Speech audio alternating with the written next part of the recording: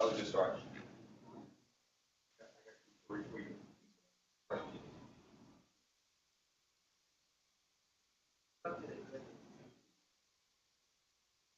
Dr. Wood wants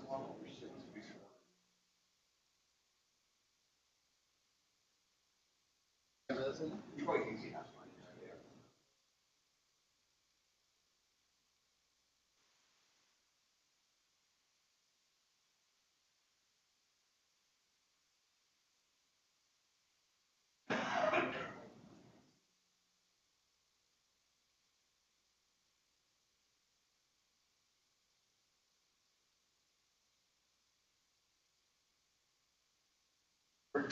He does tweet, right? He tweeted like twice that he didn't do it.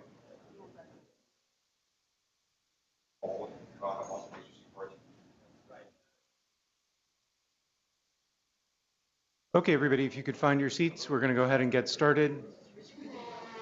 As you can see from our agenda today, we have had a little bit of agenda bashing because of matters arising earlier in the week.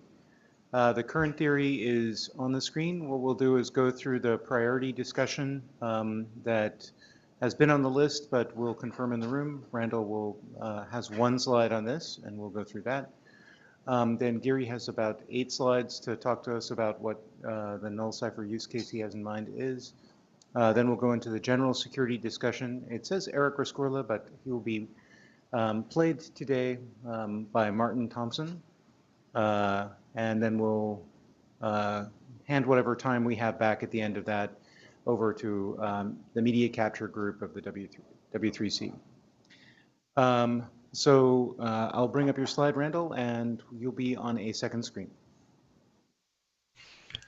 Thanks, Ted. Okay, so let me wait for the slide to come up. There it is. Okay, so after discussing this with Michael Tuxen, we realized that all the information we needed, that there was already plans to put into NData a bunch of different scheduling options, and they had not remembered to put in weighted fair queuing, but that will be in the next revision. And so since we're already referencing NData elsewhere in the spec, so I've reworded it to pick up the fact from the Dash protocol spec that we're providing a unsigned 2-byte value, and say they must be interpreted as weighted fair queuing per the definition in NData. Okay, so comments.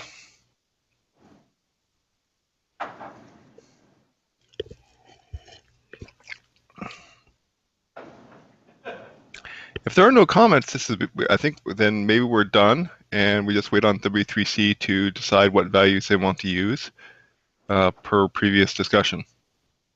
Okay, there's somebody coming to the mic, Randall. Hold on. Okay. Randall, give me 4 values with the properties I want. I don't care how many other values you have, but I can't tell you whether you should use integers, floats, or anything, or enums or anything else. Just give me something that I can pick 4 values from. I can't wait. I can't write what values to map to until you give me some values to map to. Okay. So if you wait for me to specify all your values, I can't do that because I need to map my 4 values to your values, and I can't do that until I have your values. Give me some numbers. Okay. I'm going to suggest some numbers picked out of the air. Yes. 28, 256, 512, and 1,024. There you go. 1, 2, 4, and 8. Since Stefan chose not to go to the mic, I will repeat. Couldn't we have not boring numbers, like some prime numbers or something? Well, it's hard to have prime numbers that have the properties that we wanted of them having a 2x variation between the numbers. Really hard. If you find those primes, I'm sure people will be interested. Okay, so I have a real question. Yeah. The numbers Martin just proposed, would Yes. they give you the 2x behavior that Harold has been proposing? My belief is yes. Since I'm not the one writing the weighted fair queuing algorithm, I don't know, but that was my understanding from Tucson. Is if there's a 2x difference in the values, there'll be 2x difference in the packets. Right, and it's not written down yet, right? It's not in Right. draft, yeah. So long as they follow the 2x rule, you'll get the 2x difference that was requested. Okay, so why don't you update this note to say that is what's needed, that's the requirements for this, just as a note in whatever, you know, the data channel draft, and that you're going to select numbers that do that map to 4, and that will be, the numbers will be finalized once the actual algorithm is finalized, so we know what the heck the numbers mean. Okay. And I will note that in the past we have nothing in the IETF side of this has ever said has said for data channels that there will be 4 priority values to use. No, I just invented that. You just submitted it? Okay. In that case, sure. I'll add a table of values to it. Okay, and so the table of values will be 128, 256, and on up, right? Yep. Is there any other comment or objection to this way forward from the room? Of course, this will get reviewed on the list with the updated draft, but any other comments? Remember, we're trying to get this out to working group last call, so if this is the current blocker to getting us to working group last call, this would be an excellent time if you have any issues with this. Okay, the room looks quiet. So Randall, I think you have your marching orders. How fast can you respin this? I should be able to respin that out to the list today. Thank you very much. Okay, Gary, do you want to come up? We'll do the null cipher next.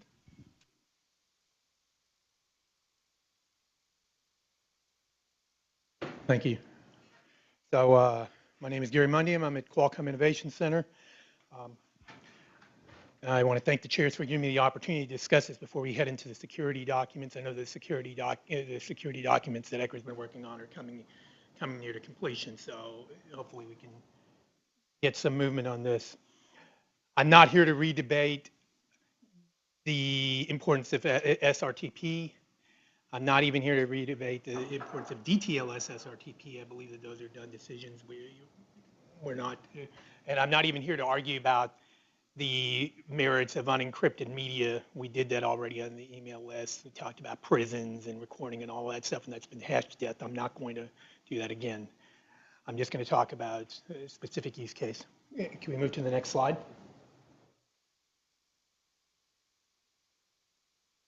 So RFC 5764, which is a normative reference in security documents, has 2 null cipher profiles. Becker pointed out to me yesterday that you still have integrity checks involving HMAC calculation in both of them, but they are in general regarded as unencrypted media. As I've read through the standard several times, I've debated it internally several times, I concluded that it's not required for implementations to support null cipher. And if you look at the trend among browser vendors today, it's pretty obvious that a lot of browser vendors, even for just all modes of TLS, are becoming more and more skeptical about supporting the weak encryption modes. So this isn't just null cipher. I understand that, but my recommendation, my recommendation is that if a WebRTC implementation supports null cipher, it should be still considered valid. I'm not saying it should be mandatory. I'm just saying if it does, it should not be considered invalid implementation. Go on to the next slide. This has already been brought up for testing purposes. I mean, there's I guess is the bug on Chrome closed? I think you're. Yeah. This is one thing. Since I have Justin in the room, I'll ask him to clarify. You had mentioned that in that list, I haven't gone in and recompiled Chrome and checked this out myself, but you had mentioned that list that you would be implementing this as a null cipher. Is that what you did? So it's just you turned off encryption. Is that correct? Okay. All right. But anyway, all right. So that's developers need it, whether they're not getting it in terms of null cipher today. They're just getting it in terms of disabled encryption. But I mean, there is a use case for testing purposes. But let's go on. I don't want to spend too much time on that. You guys can look through the history of that particular product. I'll take you back to, I believe it was IETF 83. The Cisco presentation, Dan Wing, where he talked about the media gateway on fire due to encryption, decryption, re-encryption when you're moving between security domains. Specifically, this is between DTLS and SDES. Now, the solution at that time to avoid this media gateway being on fire was to use EKT, encrypted key transfer. That's logical to me. The problem is that there aren't a lot of endpoints that support this. At least in my company, we have done proprietary solutions for encrypted key transfer. I'm just calling it encrypted key transfer generally, not referring to a specific standard. But note that those are proprietary, so we knew that we had control over the two endpoints. When you don't, that's a bit of an issue. Okay, move on. Can you go to the next slide? Thanks. So, as far as multimedia telephony, where this comes up in particular is interop with IMS multimedia telephony endpoints. So, as you know, with the deployment of LTE, I think a lot of people know in this room, you're going to a lot of VoIP solutions, voice over LTE solutions, and IMS clients and core network do not support DTLS.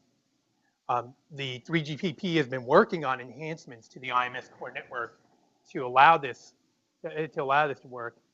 Unfortunately, that gets into there's a termination of DTLS SRTP in the network, and it's for adaptation to SDES-based secure RTP. And in fact, some deployments I'm sure won't even have secure RTP, look at plain RTP. And in my personal opinion, that's justified because the physical layer in that case would be encrypted, and I don't think there would be security compromise. But I'm just saying that's the architecture that's currently proposed. And you've got the MGW on fire once again, because there's no EKT. Now, one of the things that some customers, some of our customers, particularly the operator customers, have talked about was, look, we just deployed these IMS networks to support voice over LTE. We're not in a hurry to upgrade it. Is there anything you can do on the device side that could allow us to have instant IMS interop, yet still be able to use an off-the-shelf browser? So what if IMS, that's what I mean by what if IMS interop was implemented on the device side. Move on. Okay, this isn't coming out very well here, but I mean, you may just have to, sorry, I didn't realize how badly this would display. You may just have to look at this on your own laptops. But as you can see here, this is basically a very high level, lack of detail view of what I'm talking about. A WebRTC application running in a browser would still have SRTP, SRTCP ported via DTLS, but there would be an on-device proxy, a web proxy, that would actually be able to adapt to IMS. Now, my point is if this link here, the link between the browser and the proxy, is negotiated with null cipher, you can avoid the media gateway on fire issue on the device, which isn't very fun. Yes, you would have unencrypted media, but this is on the device. So yes, there's probably an attack vector there, but it's not, it's not an easy attack to make because you'd have to deploy some sort of agent on the device that would be listening for this traffic. So we can move on.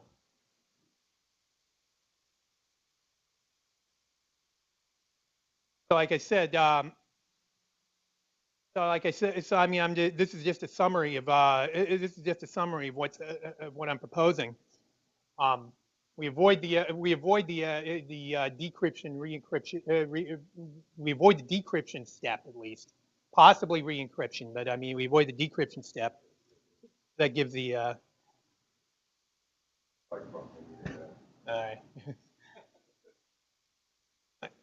I said there is a. I can't eliminate that there is an attack vector here, but I believe it's the probability of attack is far less than the ones that we envisioned when we mandated SRTP in this group 2 years ago. So can we move on? So I'm not debating unencrypted media is simply not desirable, and I believe the valid WebRTC implementations must support encryption. I'm not arguing about that. But I do think that valid WebRTC implementations that support Mel cipher should be allowed, and there are narrow usage for that. And it is consistent with standards. It is consistent with the normative references that we need to make as part of the security architecture. All right, I'm ready to take questions. Can I jump in while people are coming to the mic? So the whole point of this in your final analysis is to avoid the a decryption step, or a decryptor encryptor in your proxy that's doing any actual work. And how much resources do you believe this is chewing on a device? Yeah, so that's actually a good question, and I don't have numbers ready to provide you. I think we were more concerned about the scalability of the situation, though.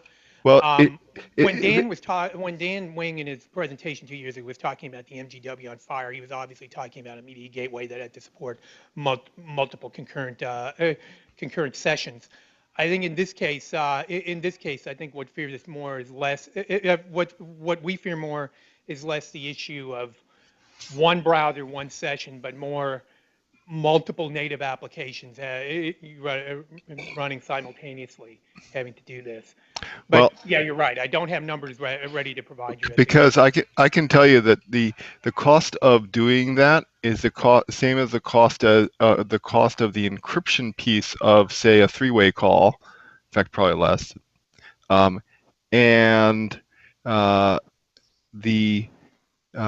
in fact, compared to the other processing that's going on, even on ARM devices, not desktops, the percentage of time we see going to SRTP is down pretty far in the noise. Fair enough.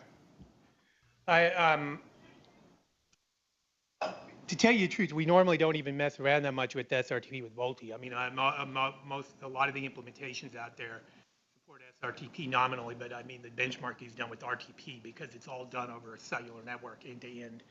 The link is secured, so I haven't seen numbers looking at the SRTP. I haven't seen the power consumption contribution for SRTP yet. But you're right. I do have to take that internally.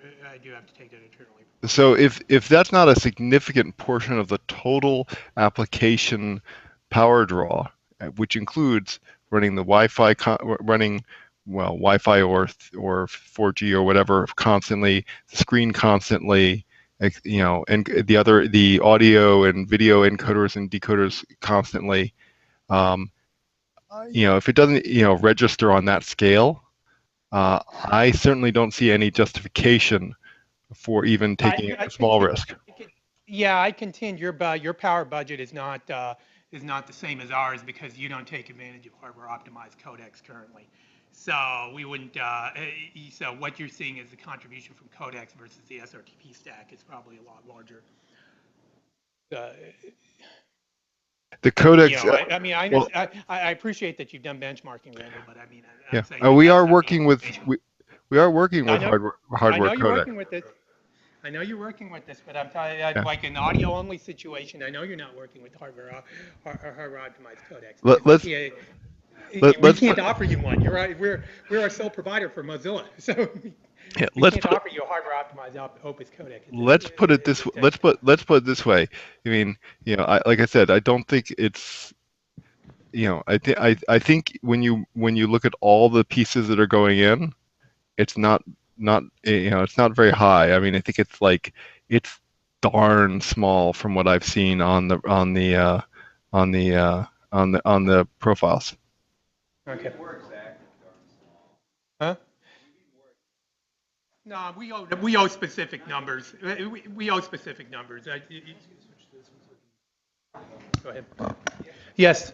I think Randall's point is valid in the sense that we have to provide specific numbers, if that has to be an input into this.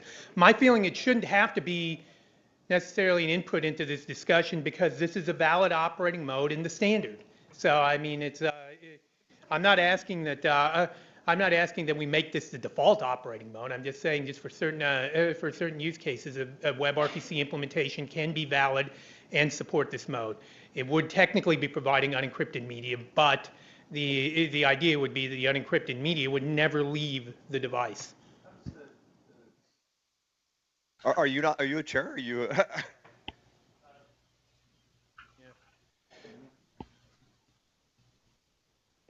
So you suggested 3 use cases for this. The first of which is testing, and I don't care what a valid implementation for testing is. If you want to have a fraud in your an about config that turns on null cipher, great. So you want to submit a patch for that for Firefox, we'll take it. The second mode is to a remote media gateway, where we've explicitly decided at the very beginning of WebRTC we would not support any non-encrypted operating modes. No, so, I actually echo that one, the one with the media gateway on fire. I'm not trying to combat that. I'm just saying that that's the way, that's what 3GPP approved. So it basically terminates DTLS in the network. I understand, but my point is we explicitly agree we would never support internet carriage of unencrypted media. So that's not even in the scope. So the only thing you're talking about is a web browser talking to a device on the same machine. The only thing that possibly could be discussed here is the same machine. And the way to fix that problem is to have a special affordance in the browser that detects that it's on that knows when it's in this use case and it authorizes unencrypted media. And I mean, the browsers are made by the same people who make the phones. So talk to me and Justin, and we'll give you an affordance. Okay. Understand, we're not. Understand, we're trying to deal with. I'm going to interpret that as the suggestion is you want this you want the situation to be accommodated. Go file a bug against Gecko and Blink. Is that what you're basically saying, Ecker? What I'm saying is that what you're suggesting is an incredibly hazardous operating mode for the general internet, and the only way it should be permitted is the browser knows for a fact that it's talking to a captive media gateway on the phone, and then by the way, we can also turn off integrity and save you even more power.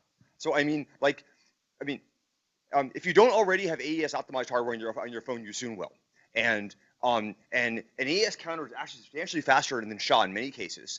And so, like, you're at best you're going to half your power consumption by doing that, half the power consumption by doing this. And in fact, the power consumption the power situation you'll be achieving will for this decode encode link will be approximately the same power of doing a single encryption, but you have to decode and encode for the HMAC. So what I'm suggesting is you get a far better situation if the browser knew for a fact that it was talking to this captive gateway and simply admitted all encryption, and rather than trying to do standard WebRTC within the 4 nanometers between the browser and the gateway.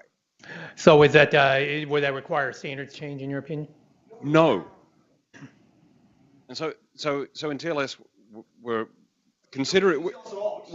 basically considering prohibiting the use of both null ciphers and actual encryption at the same time, because it's hazardous. It's extremely hazardous.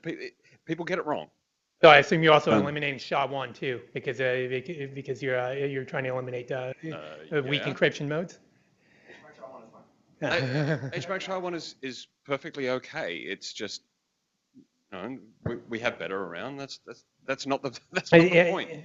The point here is that this is extremely bad and pretty poorly justified as far as I'm concerned. I don't see any reason we would want to say anything like this particularly in light of all of the things that Hector just said. I'm not saying you have to say, I'm not saying you encourage this. I'm saying you simply don't disallow it. This is part of the standard. This is part of the standard. Why was it written in the standard if it's not, if it was? That was like 2005. Yeah, but it's part of the standard. What do you want me to Things say? have changed. The cases you're describing where it's on the device can be, you can have like a hardware offload interface, right, which has to look for all these various acceleration things.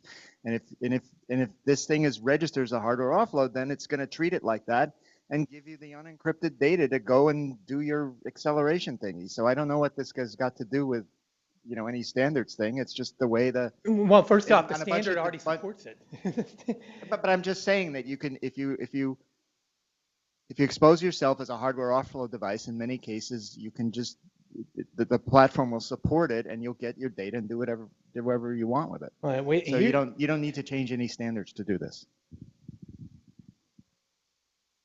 So just coming back to the measurements part, like our sort of measurements are during like a full audio, video, encode decode thing. You know, the SRTV processing is like 2%. And if you're talking about only taking out the AES part, not the SHA part, I imagine it's more like 1%. For a voice call, I think that you probably can bring those numbers down a bunch. It's probably relative traffic, relative to the overall voice handling, probably somewhere around 10% of the overall voice call load. So what device, what codecs? Opus running on like Nexus 5. Once again, it's a Nexus. software codec, so I think that the software codec is going to. Yeah, but you're running the radio, right? So that's like the biggest power draw, I think. I'm not going to disagree. I'm saying, like, I was trying to actually back up your point that, like, there is actual. It's not 1% compared to a voice call. It's like 10% of the overall call load. But like, the point I'm most concerned about is like, I don't see any way that you can keep this thing from like to have it only work in this situation when it's to work. I'm very worried that this would work. It could be used in cases where like we didn't want it to work because there's no way to know for the browser to know that, hey, I'm only talking to this proxy thing. But I want to come back to an earlier point you made, where I heard you say you're talking about this for native applications running on a device. Are you concerned about the browser case? Or are you concerned about native apps running that are going to be talking to this proxy? Yeah, both of them. I think I don't know how many applications going to be running concurrently using WebRTC on a single device. That's hard for me to predict. So that's why I think the arguments when there's only one active WebRTC session boil down to similar numbers to what you just mentioned, Justin. It's hard for me to understand how they end up with multiple things running simultaneously. But just setting that aside for a second, like I don't think that anyone here would say that if you have a native application that has DTLS turned off because it's coupled to like this, sort of local proxy, that would not be WebRTC compliant. What we're concerned about is having a switch in a general purpose application, the browser, that would somehow have to detect this mode and only do DTLS disabling like when it's talking to the local proxy, and that seems pretty hard to get right unless, as Eric said, like we sort of build this like specifically as a supported mode of this whole local proxy concept within Firefox or Chrome. And that's the kind of thing that I think that, as Eric said, we could work specifically on that, as browser vendors that to support that scenario instead of just providing this general purpose nod that could be misused. Okay, so I'm going to summarize basically between you and Ecker. You're saying that rather than have the standard say, a DTLS null cipher can be negotiated, you would prefer to have, like what Bernard talked about, some sort of detection that this is there, and then allowing an unencrypted mode. Yeah, make a use case for this local proxy. And personally, what I would like to see first would be like the general use case proved out that like this local proxy and everything like that is really important. And because right now you can do it just with a slightly higher CPU cost, and then if that turns out to be really popular, we can work on sort of eliminating that, small but non-zero overhead. Okay, well. So this is Ted Hardy, and I'm speaking from the floor as an individual. As a chair, I'd like to remind people to re-say their names. But when I look at this, I think one of two things. The first is that if you've chosen to implement this, where some of the functionality is in an application and some of the functionalities in a tightly tied proxy, provided that the output of the tightly tied proxy is valid from a WebRTC perspective. This is an implementation detail of how you chose to implement the WebRTC system within a particular environment. And the fact that it happens to be two different pieces of code working together, as long as what's emitted is valid WebRTC out of the proxy, it's basically an implementation detail. If there's any mode in which the proxy is not emitting valid WebRTC, then this is just wrong and it's never going to be valid, right? The fact that it happens to be split between two doesn't affect it one way or the other for that. It's like when the packets go out over the wire, is this valid WebRTC, yes or no? If inside the device you chose to implement it with two different pieces of code or one different pieces of code or, you know, whatever you want to do, that's an implementation detail. That's my view of it. But, and here's where we get to a bigger question. If what you are saying is this piece over here may operate without the proxy or with the proxy, and it must have some mechanism for detecting whether it should be in a particular mode operating with this proxy and turning off things because the proxy is there, then you need some very, very, very rock solid mechanism for determining whether or not it's talking to a proxy on box or off box. And I don't think the standard is going to give you that. That's going to be very environment specific in order to make sure that that's the case. And what that means is we can't, as a standards body, give you a mechanism for that detection. So we have to tell you, look, the WebRTC system in your unit, whether it be implemented as 1 or 2, must emit encrypted packets onto the wireless, onto the wire, onto the cellular system. That's the decision of this working group. And what you do inside your box to accomplish that is up to you. But we're probably not going to be able to give you an affordance to determine when you're in that. So you have to build it very carefully on an environment basis to prove that out. Yeah, I agree with that. All I was requesting, let's go back to my basic request. There's a standard. It's an normative specification they're referring to. I was just saying that if a valid WebRTC implementation, they say they support all modes of the DTLS SRTP spec that are defined in there. It should be okay with this group. That's all I'm asking for. I'm not asking for anything else. No, the group already made a decision on that it was not going to support unencrypted modes across the wire. Now, if you want to have a valid WebRTC implementation and call the valid WebRTC implementation the pair of those two things and not one side or the other, that's fine. Because what's emitted on the outside is going to be DTLS SRTP in an encrypted mode. So can I just follow up on this? So Ted, what you're saying as an individual is that when the security documents are written, there will be an explicit prohibition of the null cipher modes from whatever that spec number is.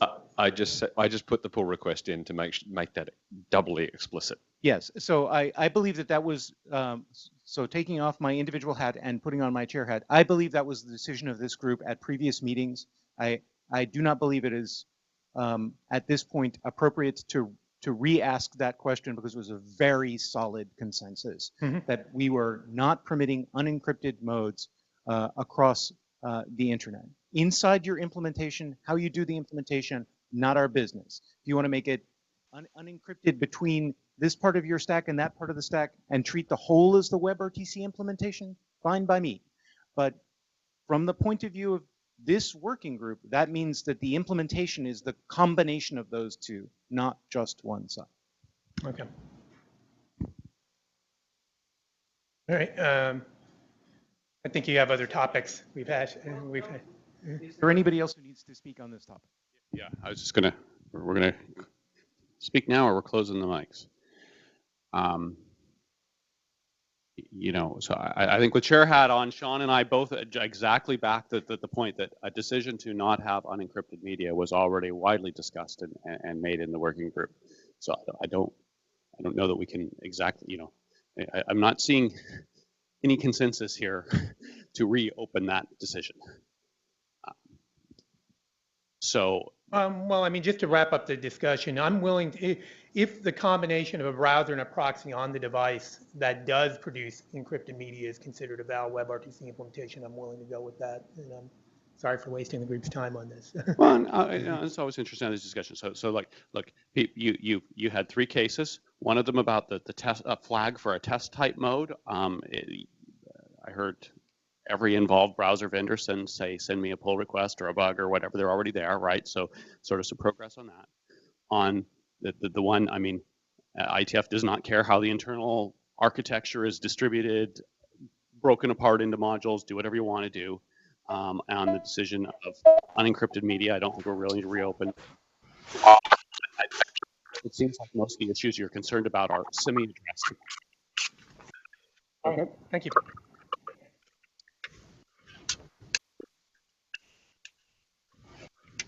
Ecker.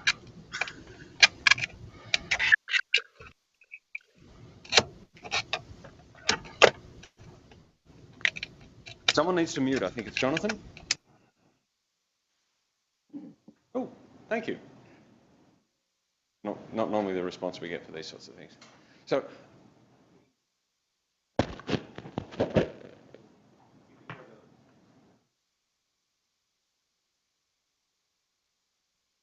I didn't prepare slides for this one,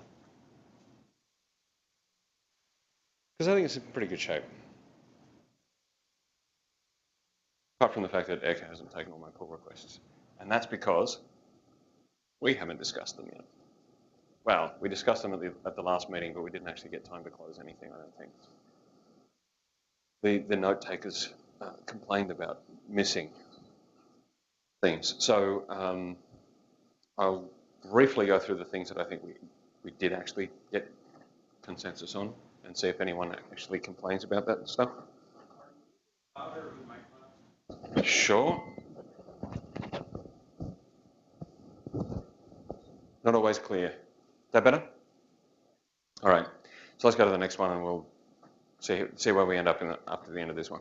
So yeah, we agreed with this one, I think, which is to say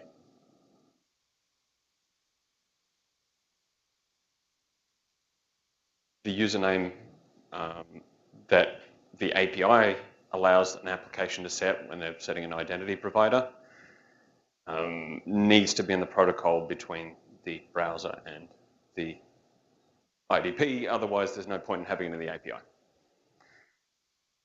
I think we got this one already. Next.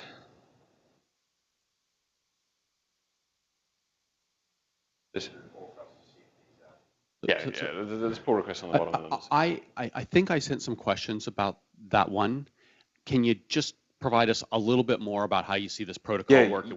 You did ask a couple of questions there. The username was basically pretty well undefined in the spec and sort of remains loosely defined. The pull request has some more text on that. Basically what happens here is that when you instantiate the IDP and you ask for an identity assertion, this is a hint to say what the IDP should maybe use as the identity that it's providing. So in the case that I'm using Google as my IDP and I actually have 2 different identities there, it allows them to pick the right one. I mean, I get the user one, no problem. The username idea, that one's simple. It was the protocol one. Is that going to be a list of defined names that you can choose from? Would be a way to find out which ones are allowed to be on the previous slide? The protocol. Can we go back? That's already there. So all this stuff is VP8. There we go. That stuff was already there. What's the question? The question is, you pass over the IDP protocol. It's a string, right? Doesn't mean what you think it is. You don't pass the protocol over. The suffix onto the URL. It's just log versioning on the IDP. I understand. What I was asking is like, are we going to have a defined set of names on those? Was the question I asked too long ago. No, there's no need for that. Yeah. There's only a limited amount of flexibility that we have in defining the URL for the IDP, and the protocol simply is that point of flexibility. Maybe just clarify the draft a little bit, that that's effectively an opaque token that is passed over, whatever. It has no meaning other than what the IDP means it to mean. Can you put that in a note to me or something like that, and we'll do. fix that up. Thanks. All right. That wasn't even related to that slide. Let's move on. Okay, this one's more complicated, and we really didn't get through this one. So in actually implementing this one, we basically discovered that when you instantiate an IDP in its little iframe hidden sandbox thing, it has no way to talk to the outside world. And in fact, you want it to have no way to talk to the outside world, because otherwise it has interesting properties with respect to pop-up blockers and all sorts of things like that. People can use this as a way to sidestep your pop-up blocker, which is evil. And so the idea that the draft originally had was to say that the IDP would interact with the user somehow, pop up another frame, ask them some questions, and get them to log in. And then at some point in the future, some indeterminate time in the future, the IDP would have the information it needs in order to generate an identity assertion. That doesn't work, because as soon as you put a user interaction into the whole process, it can take an arbitrary amount of time, and we don't actually have any really good ways to interact with the IDP to ask it its health, to make sure that it's actually loaded correctly, and it turns out that it's really very brittle. So in a couple of our early tests, we found that the server we were using for the IDP was down, the certificate had expired, we'd gotten the URL wrong. There were like all of these little things that meant that all we got was zero feedback from the IDP. And this was an IDP that was immediately generating an assertion based on whatever username you provided it. It's the dumbest IDP that you can possibly have. So it turns out that it's probably a good idea that we have the ability for the IDP to actually ask the user for some sort of credentials. So the idea here is that the IDP would use local storage, cookies, whatever mechanisms it has available to it to identify that a user is logged in. It would use the username to select that information if that's appropriate. And if that's not present, it sends a message back to the browser saying, hey, I don't have a user here. Pass this information here, this URL, back to the application and say, sorry, buddy, I couldn't get your identity assertion. This is what you're going to have to do. And so then the application takes that URL, loads it up, and there's some description in the W3 spec, a W3C spec that talks about that, where it loads it up. The application then has a way of interacting with that to know that the user's logged in or not. It has to be an external frame. The only reason it has to be an external frame is that it needs to, the user needs to see Chrome saying that this is your IDP and not Chrome that says this is your app. Otherwise, phishing. Yes. But that doesn't mean that the app is required to load it in an external frame. If it loads an iframe, the iframe can load an external frame. Provided that the pop-up blocker doesn't. Provided that it came from a click train. Right. Yeah. And this is all W3C side of things. Affirmative. I've read this. This test looks reasonable. Yeah.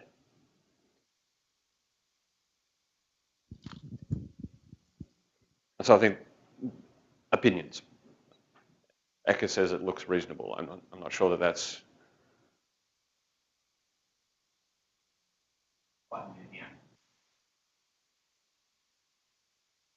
Done. All right. Jim? Oops. Ooh. I'm not gonna go get rebased for you, Jim.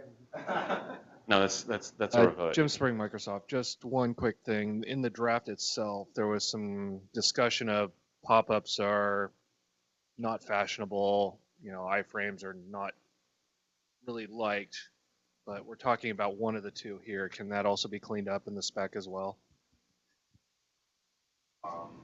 So I haven't yet, but I've been talking to Martin about this. I'm gonna move this draft right now to our repository at Microsoft. Okay. So Yeah. why don't you wait like no bother. Okay, and then the other thing around IDP, and I don't remember if it was in the draft or on the email list, but there was some discussion, you and I have been talking about this, about IDPs themselves versus the user logged into the browser, and where IDP associations live, and that's not clear in the actual text of the draft either. Yeah, so there's so always some been this comment sort around of that would be good. this implication that the browser itself can have configured in it some sort of IDP that the application wouldn't necessarily need to. In that case, this message doesn't really apply. I think we'd have to make that clear, because if that were the case, the application would receive this error message that's generated as a result of getting this response, and wouldn't know to expect it and probably wouldn't handle it very well. And so you're absolutely right. And in the cases where you're logged into the browser, you're logged into the browser. You have the IDP there, potentially. And this is something that we haven't really explored a great deal yet, but that's probably worth pointing out here. So if you can raise an issue there. So the issue is this login needed message when the browser is using an inbuilt or configured IDP, independent of what the application has set. We shouldn't be generating this message. Thanks.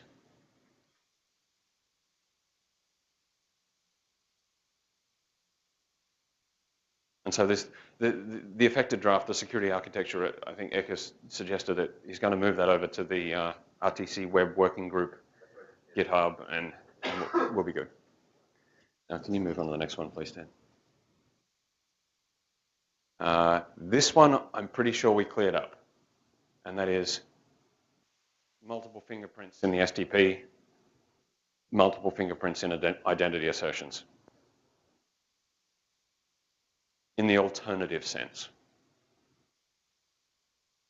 And the requirement there is also that you wouldn't allow the identity assertion to be valid if there were fingerprints that were in the SDP that weren't under the assertion. So then we can just simply look at the SDP and work out whether the session that the SDP describes would be a valid one or not, rather than having to go and look at the session itself to determine that, which I don't want to do. So, Richard has a comment. There is a microphone.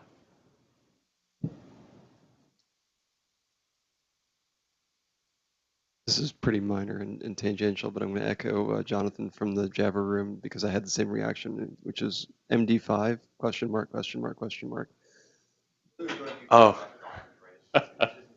Okay. So this is pure flame bait, right? I put this here. Shiny object syndrome? Yeah, shiny object. Thank you. Next. I do this all the time. It's like this is the same thing. We already covered that. So the next one, please. Merged. All right. And again, this is the same sort of thing. The A equal fingerprint can contain MD5, and the actual identity assertion can contain something that's not MD5. MD4. No, it's in the same pull request. Okay, sorry. It's already done. So basically, we're saying the algorithm has to match up as well. The null digest algorithm. It's very fast. And Extreme has excellent first privilege resistance, 0.4 second privilege resistance. All right, next please. I think that's fine. Okay, this one's where it gets interesting. I have had numerous people ask about this one as a feature. A lot of people are building servers that do WebRTC and servers that are terminating sessions, and they would like to be able to do some of the work that the browser does to validate and generate identity assertions. Now, generating identity assertions on the server is probably straightforward, because if you're running a particular server, you'll probably have a certificate, and you can use that certificate to generate something. You can spin up a .well known that has an IDP that validates your assertions. You can just generate the assertion right there on the server. The concern is that you have a user that's in a browser that's generated an identity assertion, and you don't have a convenient way to validate that assertion. And the current way that you validate an assertion is that you spin up a browser sandbox with a JavaScript interpreter and DOM, I presume, and you send it messages using message channels, and Rich is like grimacing, and exactly, right? No one's going to do this. I mean, you can take Gecko or Blink or something like that and run it on your server in a little virtual machine and do all of that, but that's just not going to happen, I don't think. So turns out the protocol that we're describing in the security architecture between the browser and the IDP is a request response protocol that maps pretty well to a protocol that we have a lot of, which is HTTP. And the messages that we exchange conveniently map to JSON, and that's basically all you need. And the document talks about JSON anyway, despite the fact that there's no JSON involved.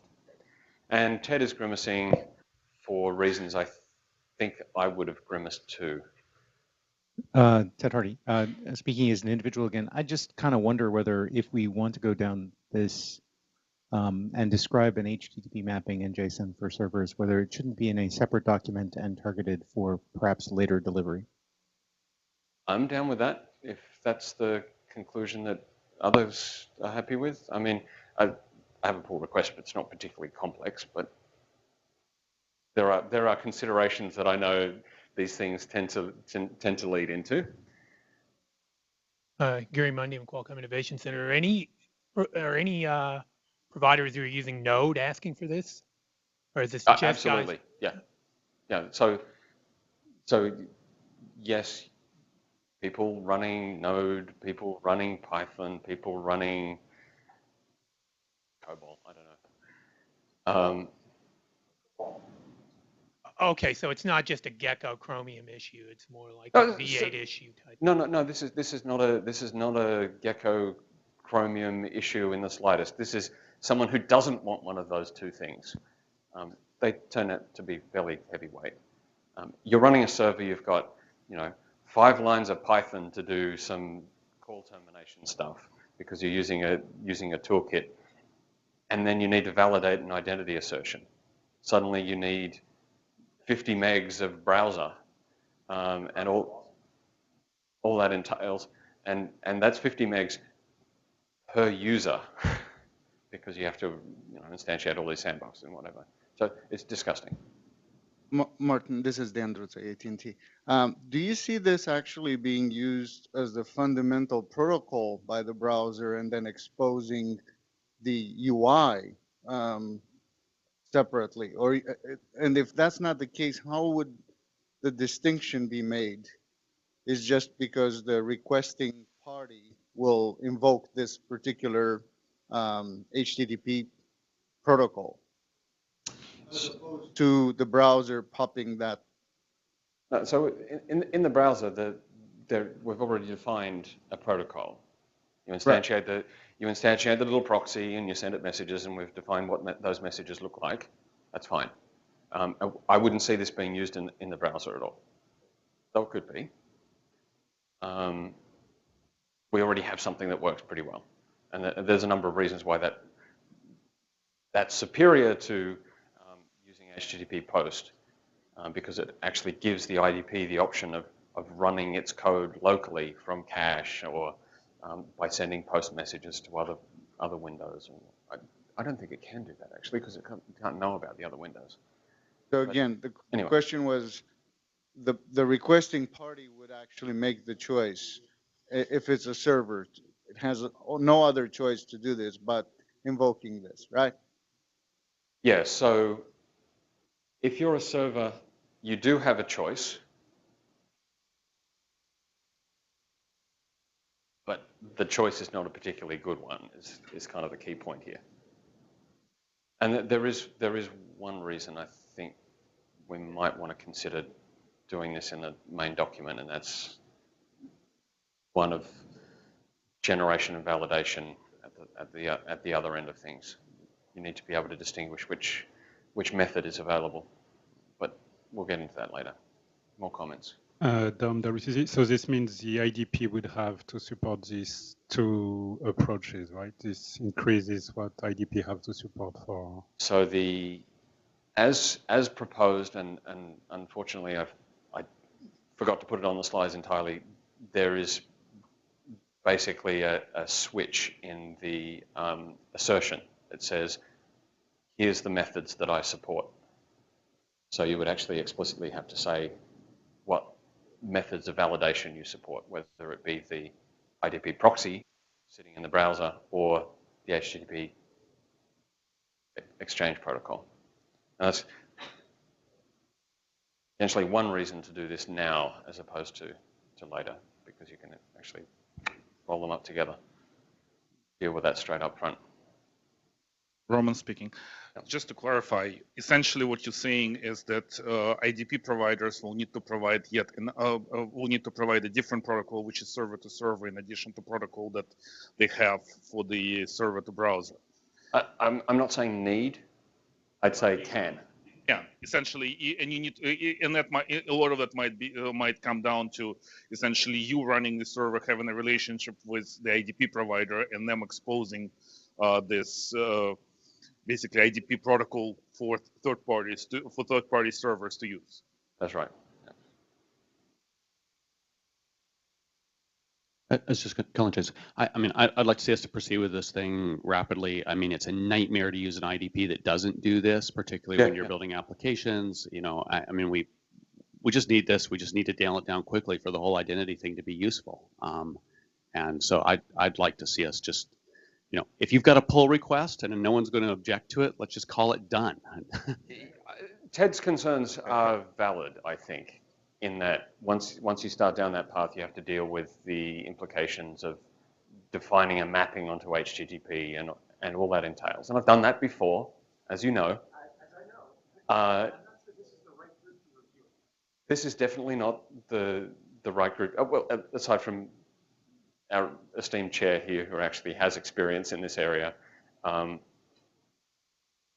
we do have the problem that we have to get some review and all that sort of stuff. Fair enough. I think this is useful. I'd like to see it done. I'm happy to defer to my esteemed chairs and what document management techniques it requires, since it will still be Martin writing the text and in either writing his own document or pull requesting into this document. I don't think it matters that much. I think if Martin thinks he can get it done fast, I think we can. I think the editorial parts are easy to manage. Sounds good. So I think we should have Richard pick the right places to do it, and we'll be done. So, Sean Turner, no hat on. Is this your last slide? Just out of curiosity. I think there's one more thing. Yeah, one more thing dealing with stream isolation. Yeah, so basically my question is, the other day we talked about SSH leap of faith to try to answer Stephen's question about the other draft. So I don't know if that goes here or goes someplace else. I'm just curious. Okay, great. I was just curious. Thanks. Yeah. Why don't I'm not sure that there's much actionable in that regard, I think we probably need to talk about that. So let's just Fair enough. put Yeah, a I just nail in wanted this to- one, and then we'll talk about that, because I think that's something that we do need to sort of work through a little bit, and we do have a little bit of time. So this is Ted Hardy again. The reason that I'd actually like to see it in a separate document, even though it is obviously going to be done by the same people, is that that separate document is going to be easier to get review on by the salient community than all of our stuff, because they're going to kind of come in and go, well, what's all this other stuff doing, and kind of have to work out that. Where I think as a fairly focused document on just this piece of the mapping, it's going to be a lot easier to get review from the HTTP community, and that's just the strategic thinking, not anything about the content changing. I can do that. It's just okay, typing. if you're willing to do that, I think it will be a bit faster to go that way. So I'd appreciate it. Sure. That was me as an individual, but that was the individual. But you can put your chair hat on as well and say the same things, and we can work through that. Okay, chair hat on, same thing. Yeah. Yeah. All right, let's go. Let's talk about the next one. Do we want to take Sean's interrupt on the? If you need help with that, let me know. Okay. I'm not sure if I want to talk about this first. Maybe we should talk about Sean's topic here with the tofu. Let's talk about tofu.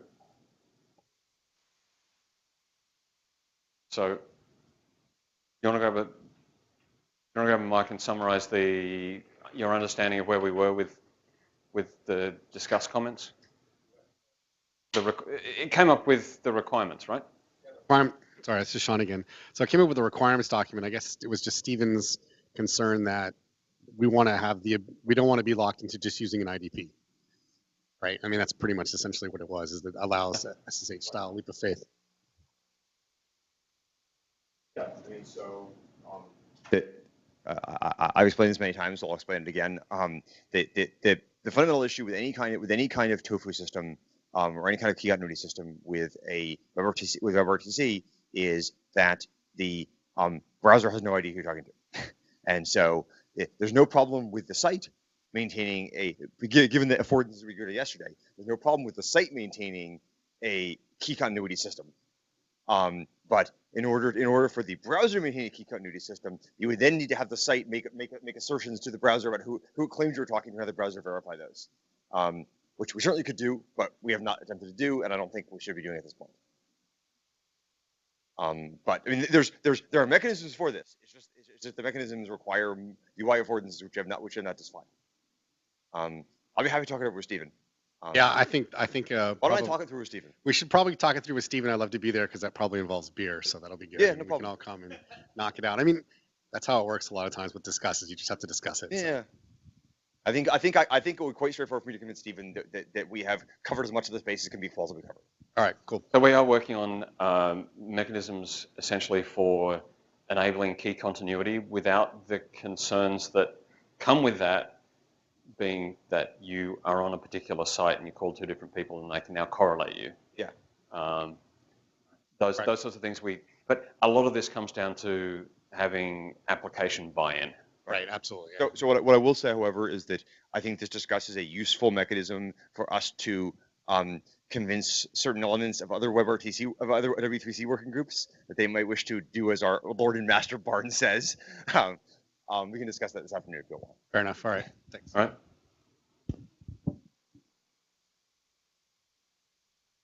So this slide here is one that I hope will soon be very familiar to people, because this goes into the ALPN discussion that I'm going to subsume into this time here, and then we'll see what time we have left.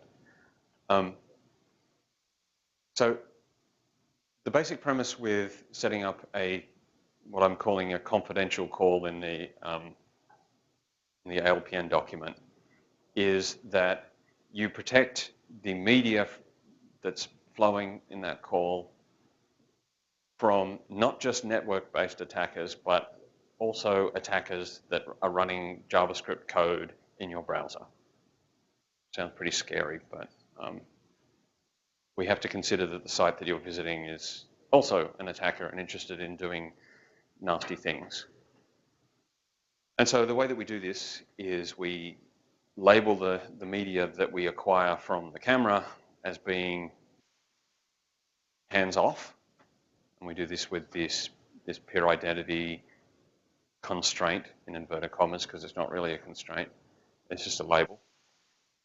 And what that does is takes that media and protects it from code that's running in this browser. The browser itself says to the application, you can have a handle to this media, but you can't actually look at the contents. And so the way we do that is we mark that cross-origin, and the application can do things like plug it into video tags, but it can't do anything other than just plug it into video tag or plug it into peer connection. If it tries to sample the audio using web audio, if it tries to take frames from the video and blat them onto a canvas, then read the value off the canvas again, it gets told that, no, the canvas is now dirty and you're not allowed to read that canvas anymore.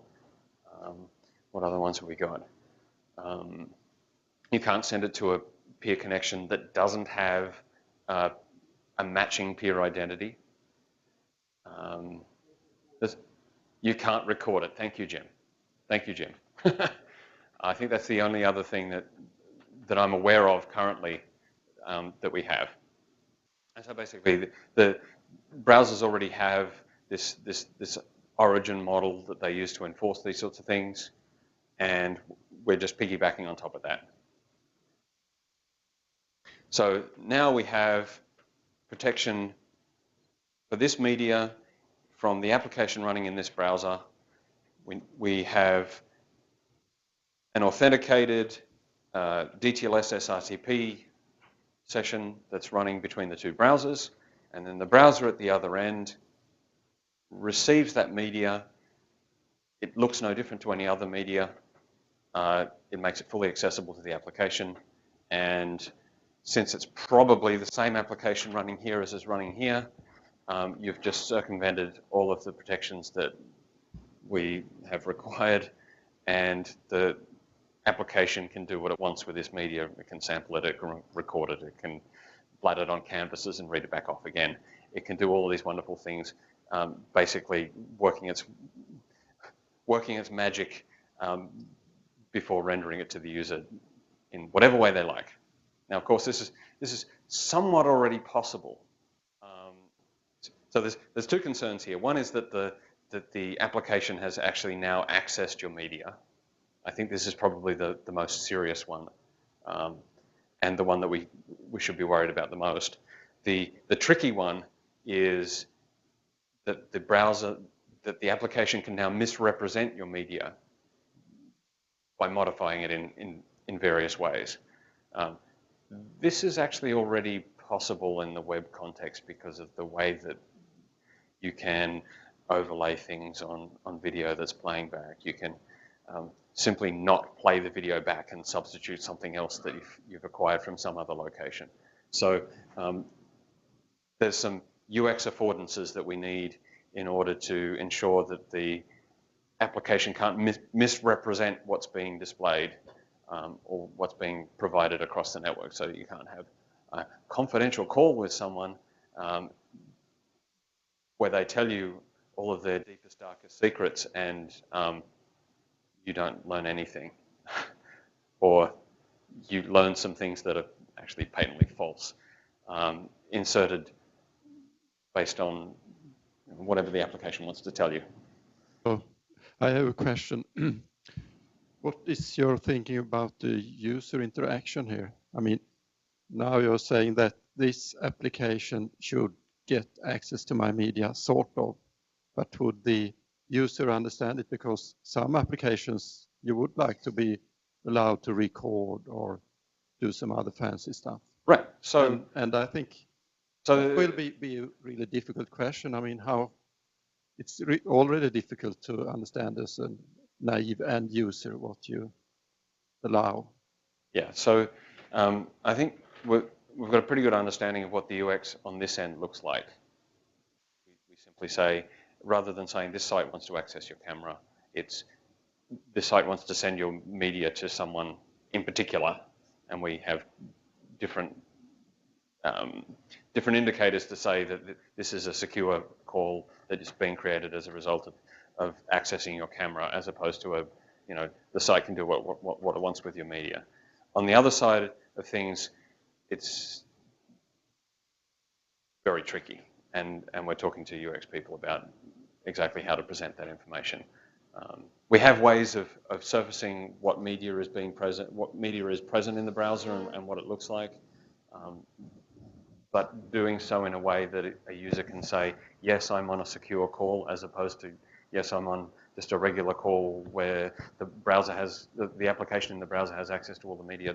This is something that's still a little unclear. Roman speaking again. There is I know that you kind of assumed that operating systems and browsers are not compromised here, but there is still a fundamental question: how do you assure that the remote operating system and remote browser and remote device are not compromised? Because this is probably the most common form of attack you're going to be dealing with here, because you have no control and no ability to review what's on the other end.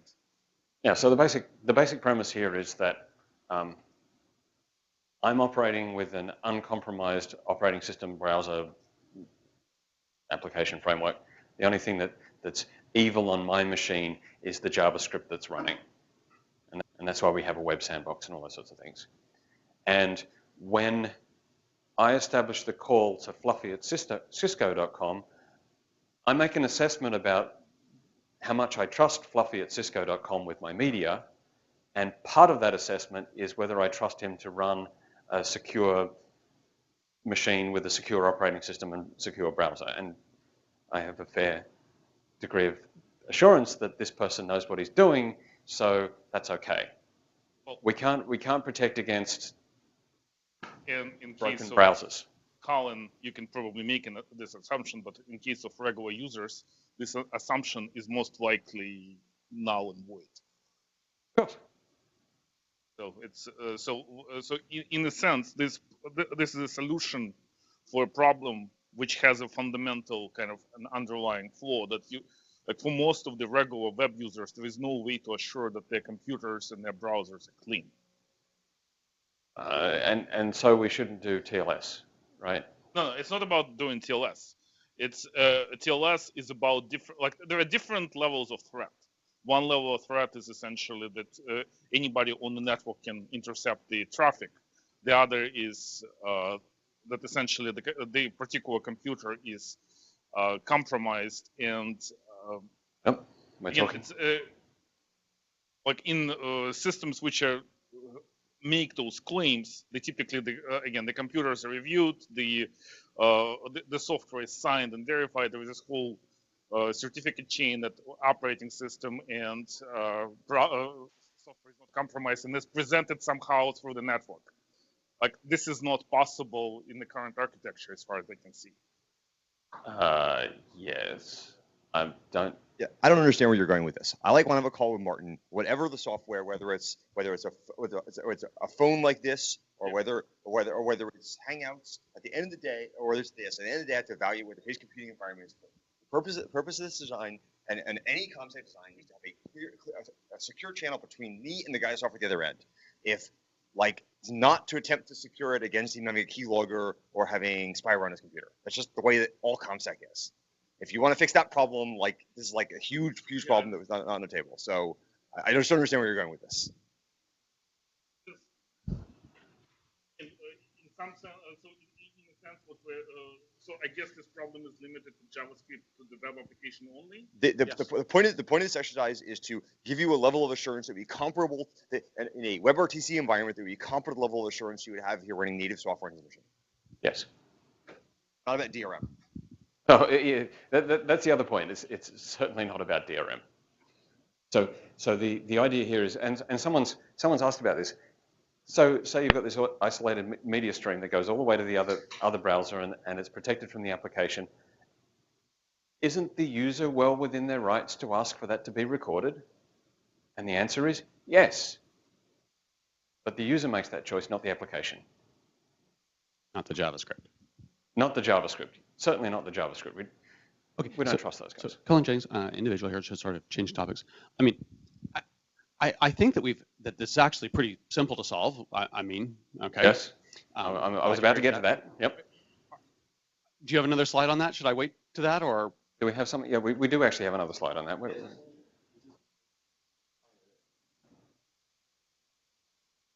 Excellent. Okay. I just want to make sure that we flush out all of these sorts of comments because there hasn't been a huge amount of discussion on the list. Jim. Jim Spring, Microsoft again.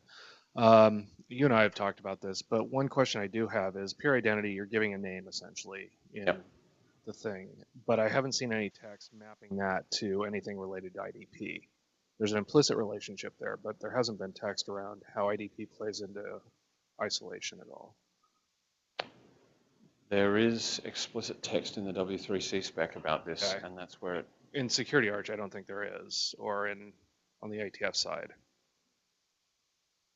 Let's go through that. Let's go through that, and we'll make sure that that's the case. But I think it is. Should be clear. Yeah, that's right. We all agree on that. I think there is. I think it just may be split between documents and that may be the source of the problem. Yeah. Let's make sure that it is. So, were you really concerned about the UX problem on the receiving side? Because I think how we decided to sidestep that problem long ago was the security guarantee that we're providing is when you select your camera and said, this media is allowed to go to Fluffy, or this is the most important security guarantee, and this is the one that we can actually provide. That we can easily do, yes. And then there may be some extra UX affordances on the receiving side that. Okay, there may be some icing we can put on that cake that we can talk about. Maybe a little bit. We've got the cake. We've got the cake, yeah. But I'm talking to people to make sure we can do some icing as well because I think that would be good. There are some concerns with that, and I have some slides for the W3C side of this that I think go through some of those implications, and I don't think we'll get the icing, unfortunately, but we'll see how that pans out. Well, I was going to comment on this slide, but I probably should let you say it first. Talk to us. No, okay. We're talking about this. Okay. The basic idea here was not the extension, but an ALPN tag. Right. And number two, I'm not in favor of for the SDP thing because I think the SBC, what? Okay. I just thought I would say that. Yeah. Because the SBCs will munge it and do weird things, and don't let them do that. Yeah, and then there's the problem with replay attacks and all sorts of other interesting things that it really gets tricky. It can be made to work in theory, I think. I don't want to do the work to do it though. It's complicated. Gary Mundy, I'm Qualcomm. Can we get back to that UX discussion? I know it's not exactly on topic for IETF, but you brought it up. Yeah. So are you envisioning that there would be a dialog box specifically mentioning the peer at the sender side rather saying, hey, this media is being captured and it is being sent to so and so? Is that what you're? Yeah. So the current dialog in the implementations that I've seen basically asks the question: would you like to share your camera and/or microphone with X.com? Right? Okay. So X.com wants access to your camera and microphone. It doesn't talk about anything related to communications or anything like that. The idea here is that we would present basically the same dialogue, but with a different indicator that says X.com wants to establish a secure call with this person and present the name of the person that okay. Can they access your camera and microphone in order to do so? That sort of thing. Okay, but I think for the full application, you probably have a signaling channel set up prior to that, right? And you would probably have like a WebSocket connection or something like that, and you won't have a similar assertion there. So wouldn't it be a little bit of a disjointed user experience from that perspective? It would not be popping up dialogues with respect to signaling channels. It would only be when the media channel is established. Correct. Yep. And so you can establish a peer connection between the peers with identity prior to asking these questions. And we've talked about this as being the basic mode for a lot of calling applications, is to establish a data channel between the two peers and use that data channel for signaling. And that connection can be established with identity attached to it.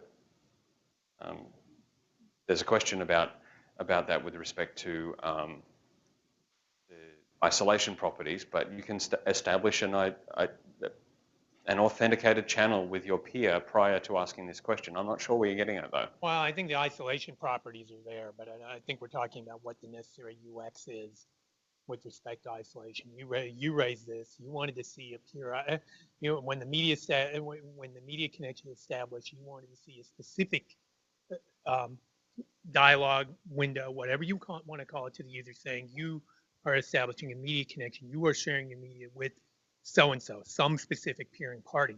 Correct. My contention is that that's already happened indirectly because you set up a signaling channel, non-web RTC, through something like WebSockets or something else that's already done this. So I kind of feel that it's probably a little bit of a disjointed user experience for what you're actually presenting. It's not even really accurate as far as the end user is concerned. He's already made a connection, either through a signaling server to the other peer. So I think I'm not following. well, I mean, why isn't a warning necessary for the signaling connection? That's what I'm asking. Oh, if that's the question, Yeah. No, we don't do that. We don't do that. And basically, the reason that we don't require any sort of consent or user interaction for data channels, for WebSockets, for HTTP form posts is because that's how the web works. Web applications, websites can send data that they own anywhere they damn well please. Yes, I agree. So we're not gating that on any user consent. Yeah, but I mean, this is the way the web works. This is the way the web works. In theory, if I could take a media stream, convert it into a blob, I could send it to a WebSocket through a WebSocket someplace else without ever having to tell the user anything about it. But That's you're if you saying can get the because it's media an stream in the RTP first connection, because it's a DTLSS RTP connection, all bets are off. I have to bring up a security dialogue. No, the key here is access to the camera. You will not be allowed access to the camera without user consent. And this is placing an additional constraint on that consent that says, you don't get access to this media. You can sort of help me get it to this other person, but you don't get access to this media. And so this is all related to accessing the microphone and the camera. That's it. That's the user consent story that we're talking about here. And people expect to be asked when a website wants to spy on them. If we don't have that, it's a fail. Just like geolocation stuff. I understand you have dialog boxes without pure identity today with the get user media implementations, Correct. right? And you do get a warning. You do get a warning to the user saying this application wants to access your camera. Correct. In theory, if the data from that camera can be converted to a blob, as it can be with the media recorder API. Yeah, and sent over a WebSocket, you wouldn't get any other dialog boxes. This pure identity constraint wouldn't come in. And your isolation properties are no. So the key here is not that you've got access to the camera and you've been given access to the media and you can record it. The key is to disable that functionality. The site gets access to the camera, but it doesn't get the ability to record into a blob. When it does that, it gets either an empty blob containing black frames and silence, or it, as currently specified, the media recorder fails. It simply throws an exception and says, you can't record this because you're not allowed. I think what my problem has been in understanding this is I haven't seen that entire sequence documented in one place. I think if you could do that, maybe if you could do that, I think that would make it a little bit clearer to me, because what I'm wondering is that if in It theory, is documented in one place. It's the thing you asked me to remove from the GUM spec. that was not documented there. There was nothing about recording there. So yeah, but It absolutely has something about recording there. yeah, okay, fine. We can how and there was nothing in there about how the IDP actually ties into this. So, but Yes, it's all there. I read 5 through it. paragraphs. I didn't understand it. It's all there. Well, anyway, fine. We can when it gets into the WebRTC spec, it might be. I still think that an application, though, I think I'm still kind of I think what I need to do is when we have that text in there, I need to be we need to also be able to convincingly say that if an application doesn't get the necessary user permissions, it doesn't get a backdoor to be able to do, send blobs via WebSocket, or anything like that. So, So if you or don't if it get does, it access to sends the muted camera, blobs. Yeah. you don't get access to the camera, well, you don't get Well, the not stream. access to the camera. You get access to the camera today, but you don't have any peer identity assertions attached to it, right? So you can send anything you want to a WebSocket, right? So that's what. I think Eka might have the answer to this one for you. Yeah. So okay. So if you have access to the camera as you do today, yeah, sans peer identity constraint, you have access to the camera. You can do what you want with it. Actually, just wanted to clarify something. There are essentially 3 different levels of consent from the user. Yes. You can get media for the site x.com, and if you get media for the site x.com, you can do whatever the hell you want with it. You can record it, send it over blob, send it over peer connection. You can get consent for, let's say, for the site x.com to basically, through the IDP, to talk to, for instance, Fluffy. And then it's you can only send this media to Fluffy, but you can still record it, or is it only? No. It's basically protected. You can send it to Fluffy, period. Okay. You get 2 things. There are 2 things you can do with it. You can show it to the user. Okay. And you can send it to someone else. Okay. Someone else that's identified. Okay. So, and you cannot do anything else with it. Right. What happens when you set up connection to the remote party and the remote party, like for instance, DTLS handshake doesn't work out? Does it mean that you're sending muted media? Does it mean you get an error in the application? What happens in that case? All right. So there's something on the next slide, I think, but there isn't any next slide. All right. So if we go back up again. It's all answered on the next slide. It's all answered on the next slide. So this is what we're talking about, right? Yeah. And so, say for instance that you manage to isolate the stream, and you manage to establish a connection to this other guy. Yeah. You don't have the identity assertion validated at that point, but you have a connection. You have the ability to send them packets. Yes. And you've attached the stream to the peer connection. What happens at that point, as is described in the WebRTC spec, is that you're sending black, you're sending silence, you're not sending any actual media at that point. And at the point that the identity assertion comes in as validated, then you can start, and it matches up perfectly with the thing that's coming in here, then you can start sending media. So then basically the browser will start sending media. You as an application don't know what's happening. So the user application, what actually happens in my tests is you have to set up some timers. You have to put some delays in to actually see this. But you establish the call.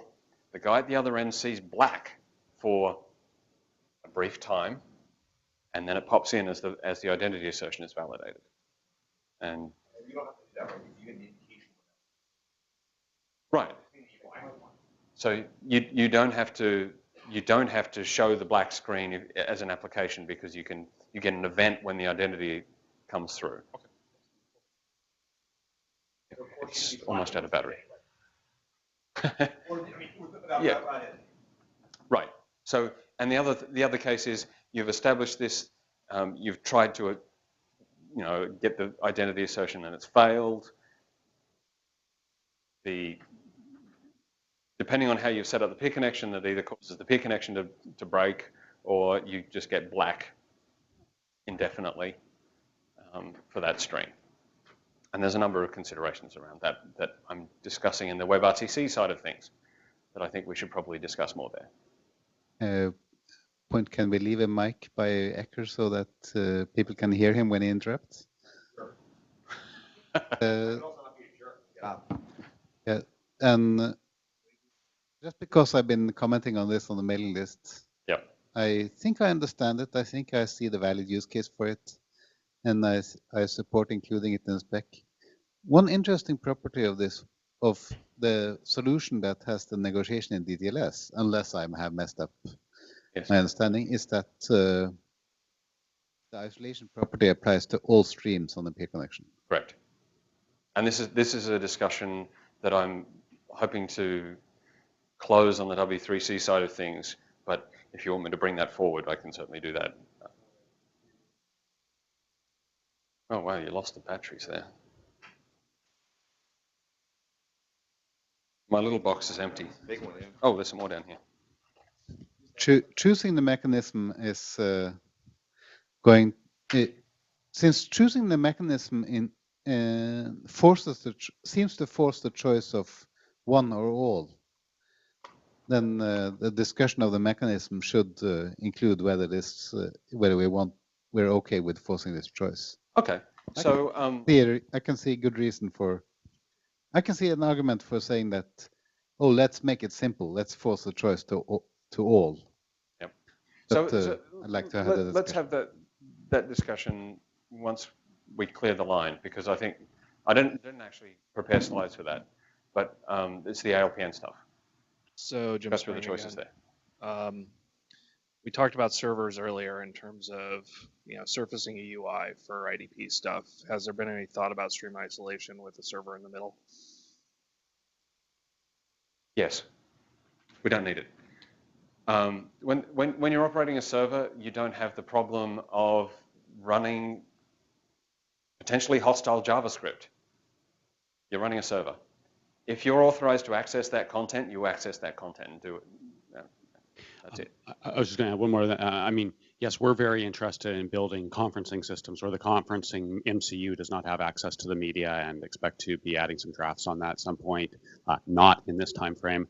And if anyone is interested in working on that, please get a hold of me. Sorry to belabor this. I'm going to ask this. So what is to, given the sequence of steps that you're proposing, assume that you have an application that's opened up a WebSocket, trying to open up a PC. In the process of opening up its WebSocket, it's already successfully requested access to the local camera. No pure identity assertion is in there. No IDP is in play because it's a WebSocket, correct? Okay. It's a WebSocket. Why should I? Why? What's it? Yeah. So we're talking about the case where the user. Let me finish. Then it goes ahead and tries to open up a peer connection. Okay, and then there's no identity assertion. No identity assertion there. Correct. Yeah. Okay. You can do that. Yeah. It already has access to the camera. So then we're not talking about the scenario in that case. Okay. The user has, in that scenario, granted the site access to their media.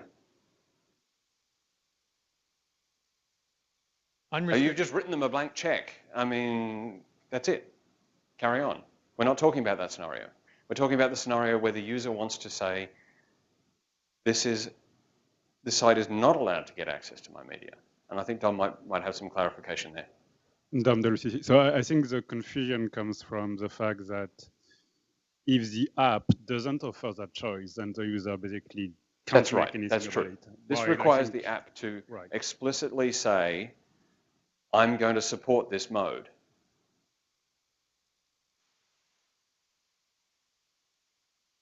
Well, no, the application has to support this capability, otherwise it doesn't happen. And a lot of the security properties we're talking about, you know, the key continuity thing as well, also requires the app to be willing to do something special in order to get this property. But in doing so, in the same way that going out and buying an EV cert gets you a green bar in some browsers, the app gains some benefit. Users now trust that app more, blah, blah, blah, blah, blah. Whatever benefits we ascribe to that application as a result of following these steps. So Howard brought up a point, and I did want to discuss that a little bit more. We've had a little bit of discussion on the point of using ALPN to negotiate this isolation property on this path. And there are other options that have different scopes, and I think we've pretty much nailed the signaling one, because that's just, I think I could make it work, but I just don't want to. And I'm pretty sure that no one else wants to either. ALPN is clearly better. Let's not discuss the signaling approach. Yeah. And so actually binding it to the session in some way pretty clear. Now, ALPN is very simple. You get one bit of information that governs the entire DTLS connection and everything that flows on that. And so the idea there would be that any streams put onto that connection would be isolated, period. There's another question that we'll answer that I'll be asking the W3C side of things, is if you have multiple DTLS connections, do we allow them to be different? And I think the answer there is no, because that keeps it simple as well.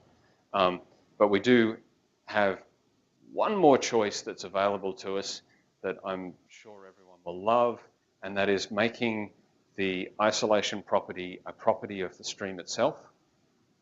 And the way that we would do that is we would actually bind something into the SRTP under authentication that says each one of these SRTP packets must be isolated.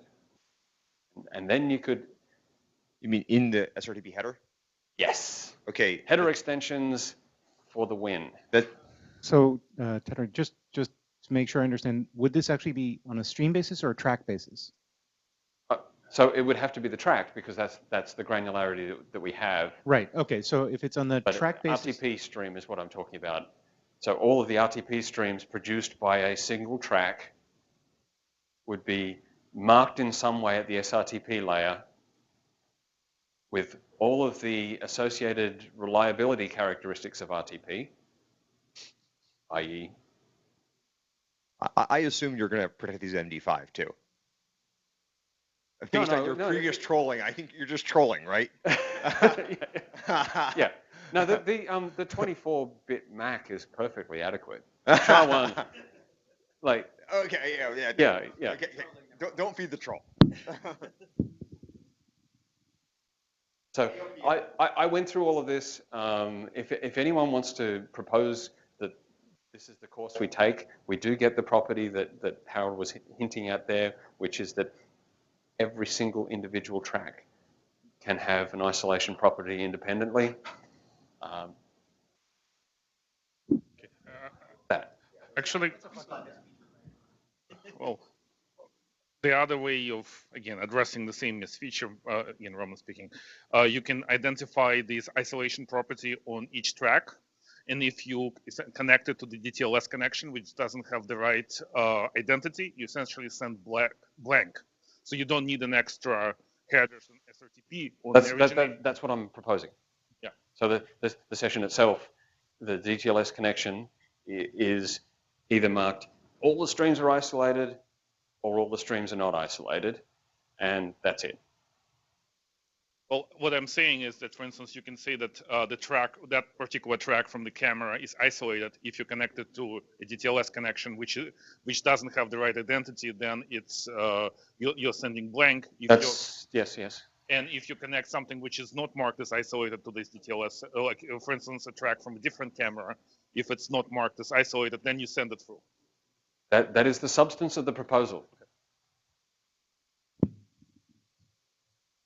Colin, yeah, I'm told I like this. Doing it with ALPN's fine, and if you are in a case where you really need to have some tracks with isolation and some without, you just use 2-pair connections.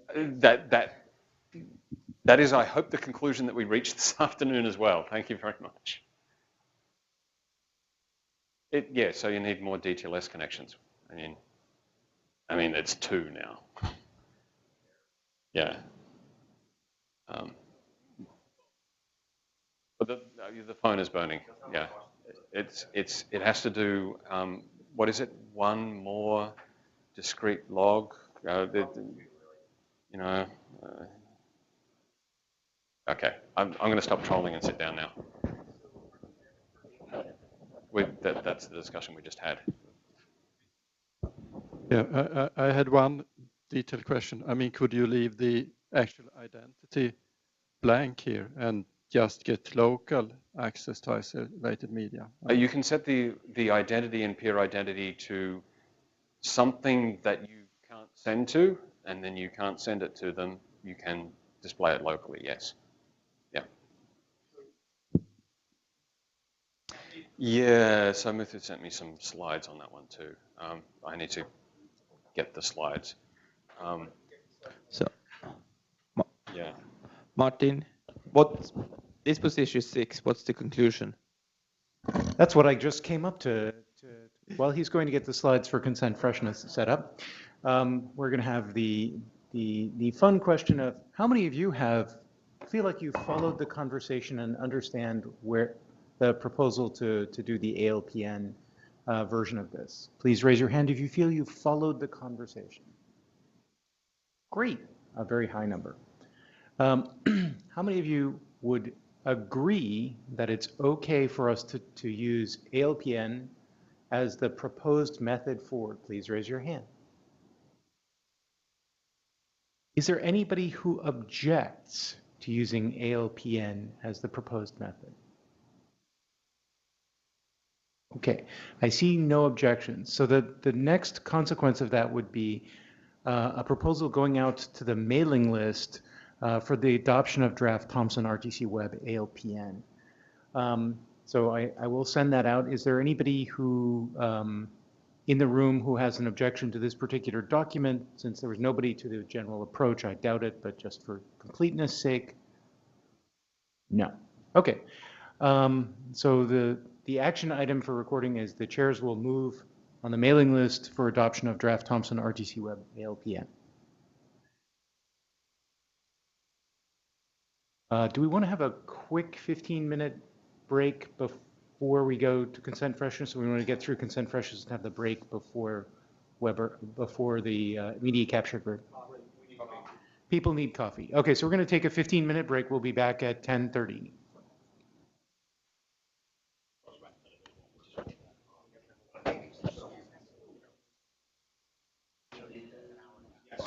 I checked